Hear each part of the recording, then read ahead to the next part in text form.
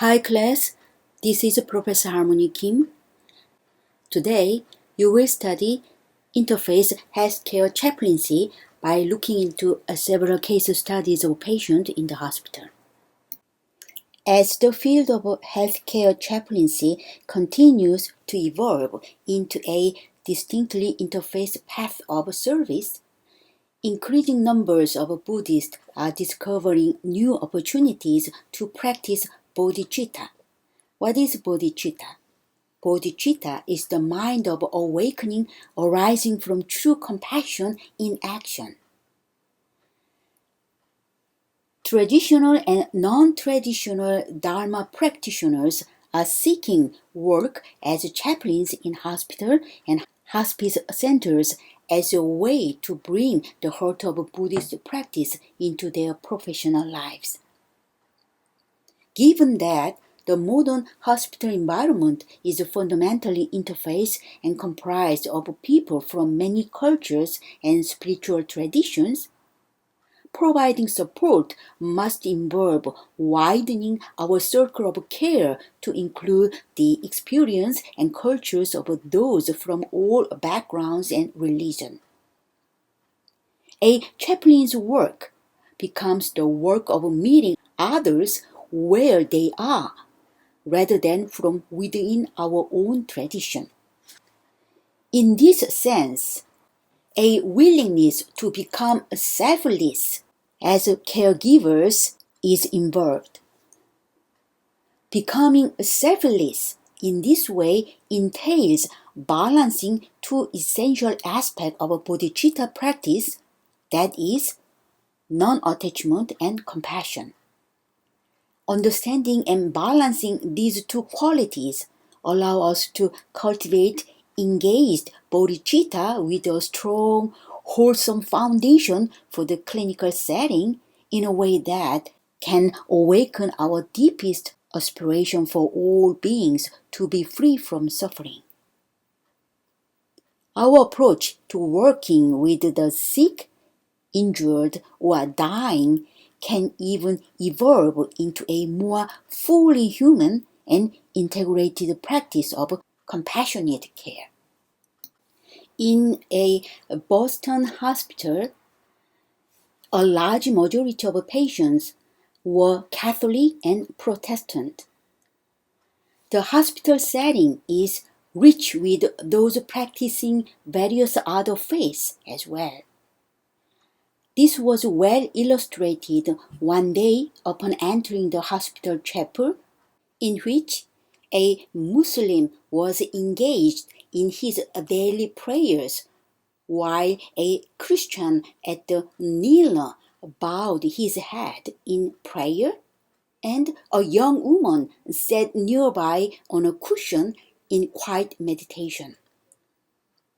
This scene mirrored the spirit of interfaith chaplaincy, which is a harmony between lived spiritual traditions only possible by coming together in mutual acceptance of the perceived other.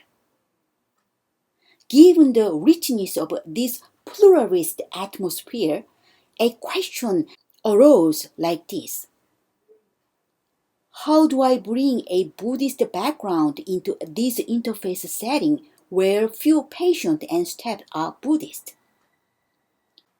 The wide range of circumstances and faith orientations you encountered with patient, families, and hospital staff meant leaving behind the Buddhist lens in order to be fully present with the lived experiences of others.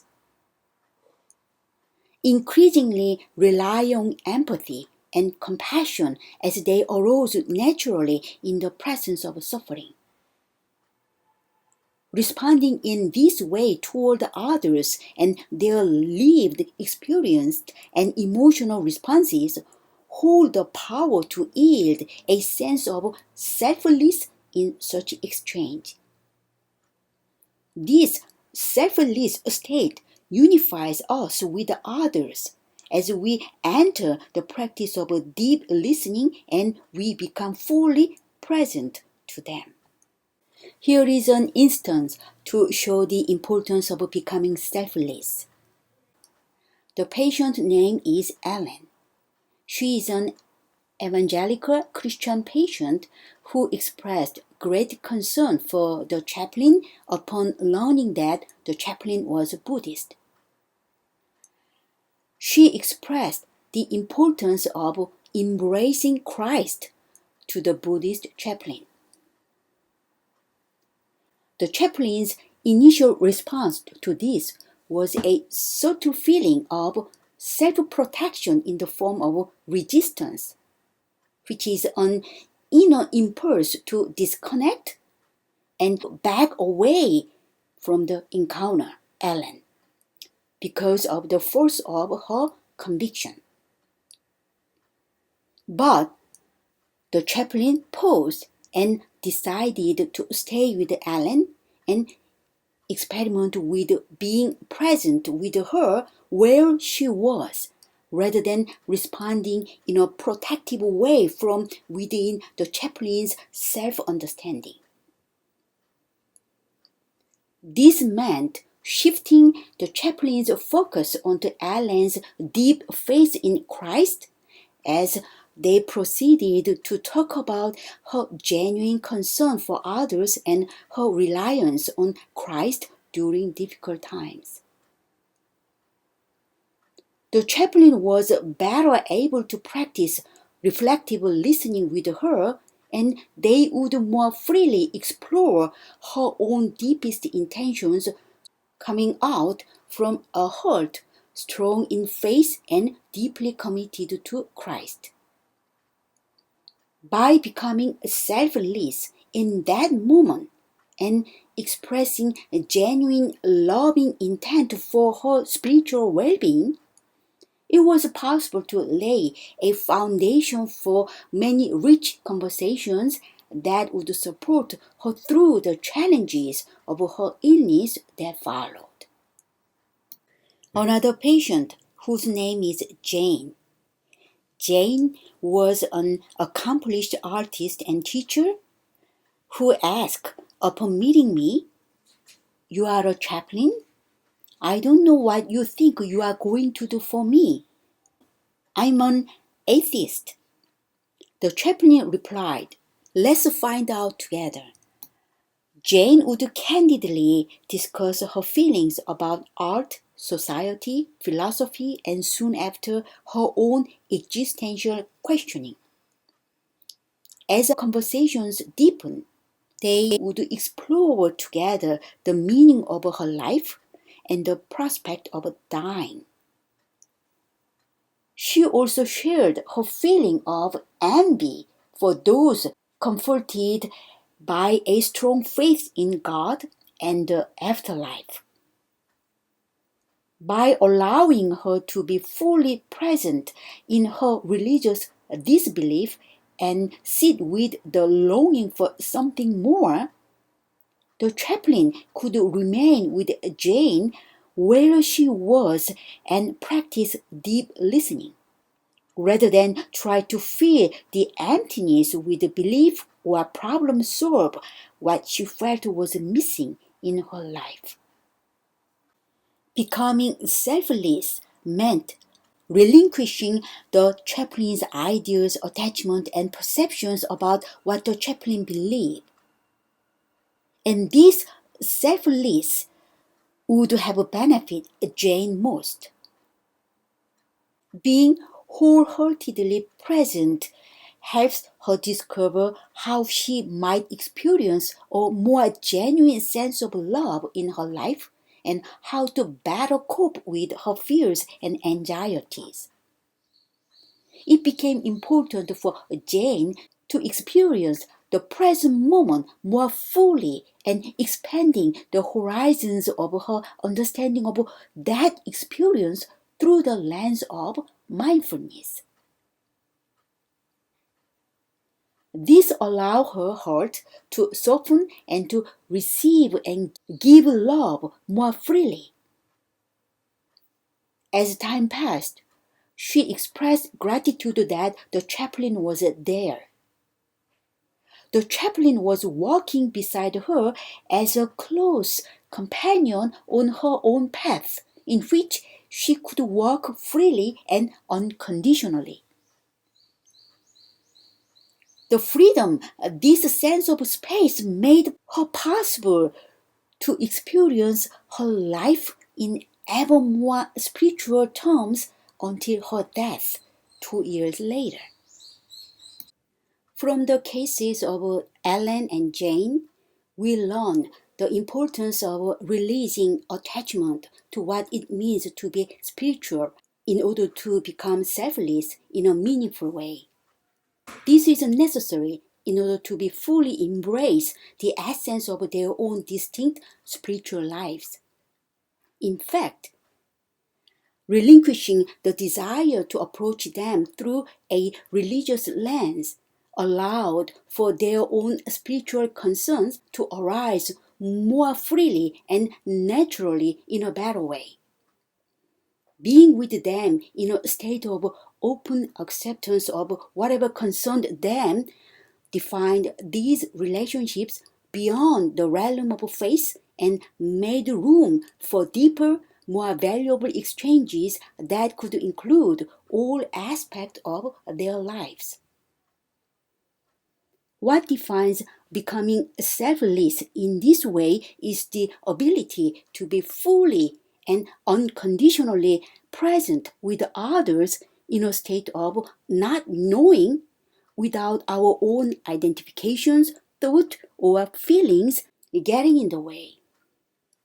Not knowing means being spacious, not presuming to have the answers. When we approach others through a non-judgmental beginner's mind in such a situation, we are better able to genuinely seek answers together with that person where they are in a more helpful way. This opens the door to the spacious, common heart of bodhicitta. What was most meaningful between us was not our mutual faith, but rather a heart connection imbued with mutual positive regard. What patients most needed when they come to the hospital for treatment or test was a friend to share the experience with, someone who shows a genuine concern which balanced with a steady, non-anxious presence. This relationship was similarly based on companionship and presence. This relationship is based on sharing the simple heart of being human and being genuine. These qualities took the patient and the chaplain deeper than our perceived differences in traditions. Patients benefit most by having a compassionate friend and an attentive presence during the more fearful moment of his illness. To become selfless is to connect with others, not through the lens of belief or preconception. To become selfless is to connect with others not through the lens of belief or preconception, but through basic human experiences. The key to interfaith chaplaincy is the skillful means behind putting bodhicitta into action with those from other traditions. For those who are experiencing the vulnerability that comes with suffering, kindness and compassion allow for an expansion of the mutual heart through basic human experiences we may all share at one point or another. Becoming selfless does not mean abandoning a strong sense of our own practice, faith tradition, or spiritual outlook. Rather, it is essential to remain confident in the foundations that ground our spiritual lives, so that we may remain resilient in this work and rely on those foundations as we encounter the more intense levels of suffering we come across in clinical chaplaincy.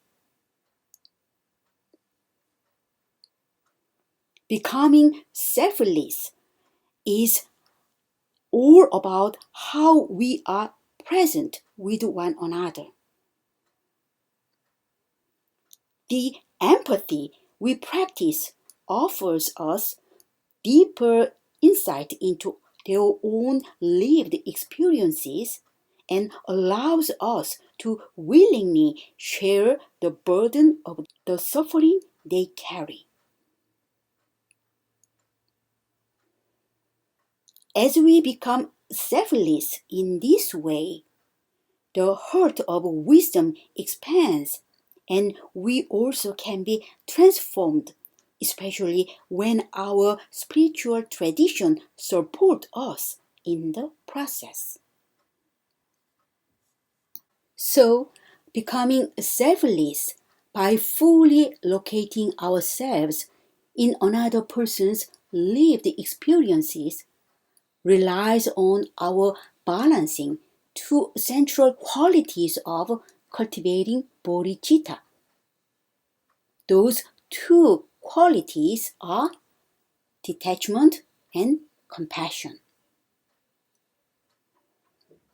Understanding these through the lens of Buddhist wisdom and keeping them in equilibrium allows us a strong, wholesome foundation for effectively encountering suffering in the clinical setting.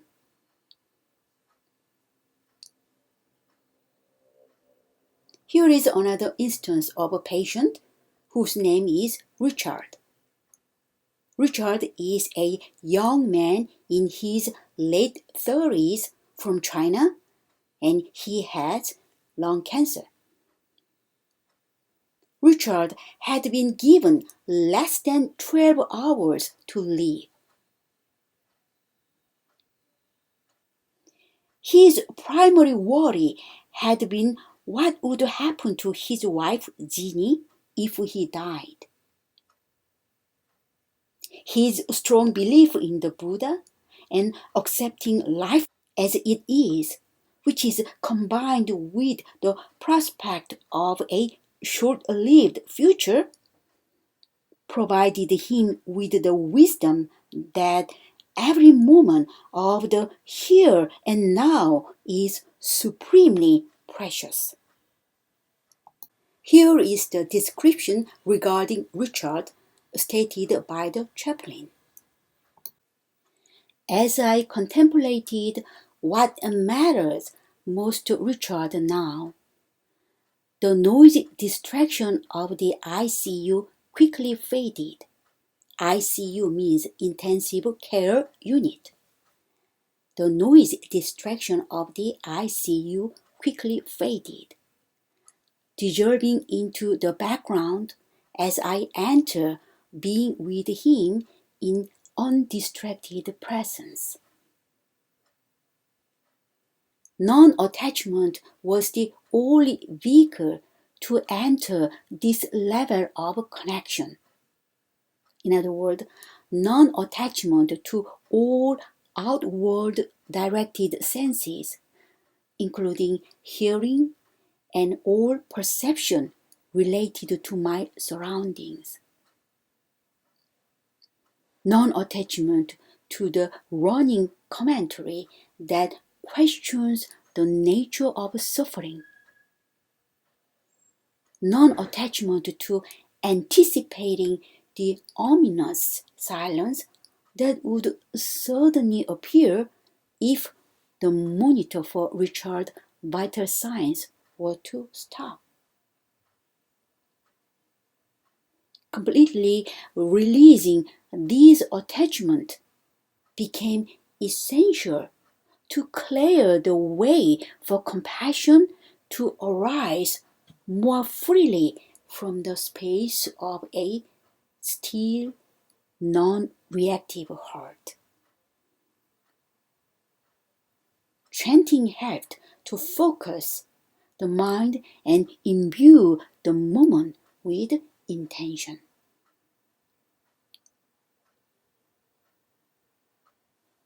Here, non-attachment allowed a genuine intent for ritual awakening to become imbued with the deep aspiration that all suffering be released from his mind and body. In some sense, the meaning of non-attachment is associated with a cold, unfeeling state empty of interest or passion for anything or anyone else. But non-attachment in the Buddhist sense is not an absence of feeling or connection, but rather a mindfulness of our own reactive impulses and an ability to refrain from being carried away by them. Whereas non-attachment keeps us steady, compassion connects us deeply. Whether practicing metta, loving kindness, or simply being fully present to another in a selfless way, the effects of developing the essence of awakening through bodhicitta practice are never generated without deep connection to others. Bodhicitta cultivation is not a solitary practice, but it depends on accepting the suffering of another person fearlessly, without judgment, and offering compassion in return.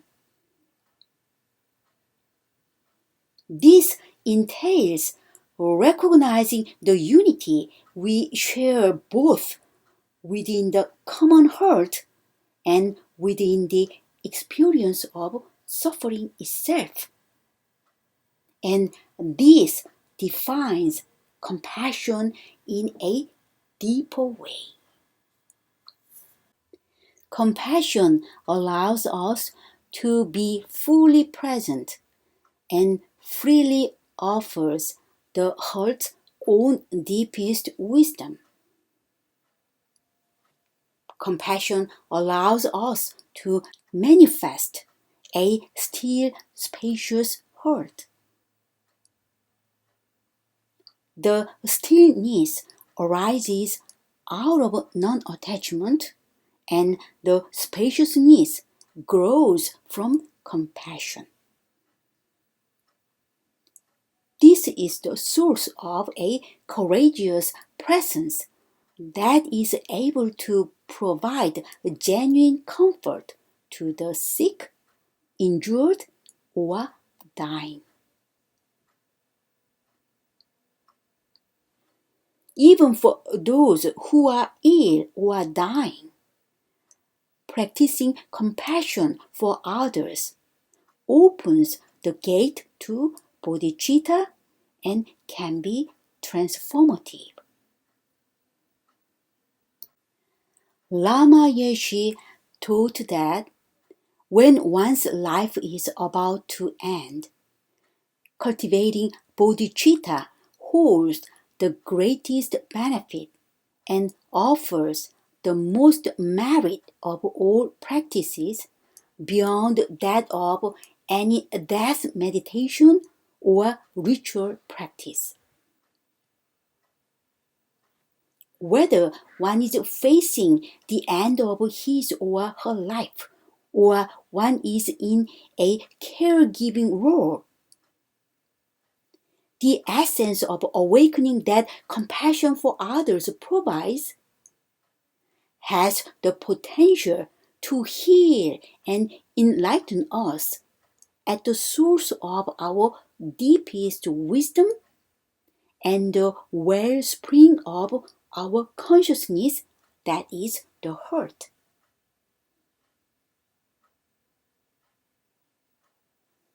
In this way, what we offer can become immeasurable, widening the circle of those to whom we offer our deepest kindness during fearful and challenging times. Healthcare chaplaincy offers us a unique opportunity to allow our work to become an active spiritual practice. If we approach this work in a heart-centered way, the hospital setting can evoke in us a reflective process as we are touched daily by human suffering. And we may be compelled to make sense of the reality of impermanence we witness in terms of our own lives. But whereas we may at times feel challenged by what we experience, we are given an opportunity to explore more deeply how to bring balance to the relationship between the compassion we make available to others and the detachment we need to remain in the midst of it all. As upaya means skillful means. As upaya, this balance allows us to practice selflessness without fear in our work as we encounter people carrying the burden of suffering that often comes with illness, injury, or dying. Encountering them through the common heart of oneness is the essence of compassion and the transformative power in bodhicitta.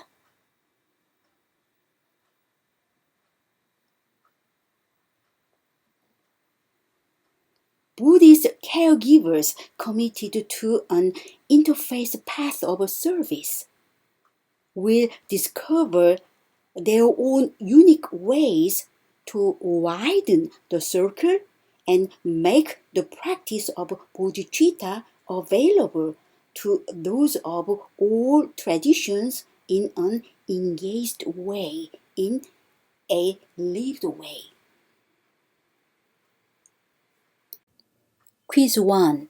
What is the meaning of becoming selfless? I mentioned that becoming selfless is not associated with a cold, unfeeling state of interest or passion. Then what is the meaning of becoming selfless, especially in the hospital setting? Connecting with others through the belief, connecting with others through preconception, connecting with others through basic human experience, connecting with others through the same religion. You can find answer out of 4 answer samples. Quiz 2. What is the meaning of bodhicitta? Does bodhicitta means the mind of awakening arising from true compassion? Bodhicitta can be presented to others in a selfless way. bodhicitta result in accepting the suffering of another person fearlessly? So you can find the answer of this question from the lecture video. You will send 2 quiz answers to my email address to count your attendance. Please do not generate attachment file for the weekly assignment. You just write down your last name, comma followed by first name, and directly write down quiz answer in the main text body of the email. And the due date of this assignment is June 5th, because next Monday is a memorial holiday. So there's no lecture, no class next Monday, and we will meet June 6th. I hope you enjoy holiday break, and we will meet 1 week after Monday, June 6th. This is the end of the lecture. Thanks.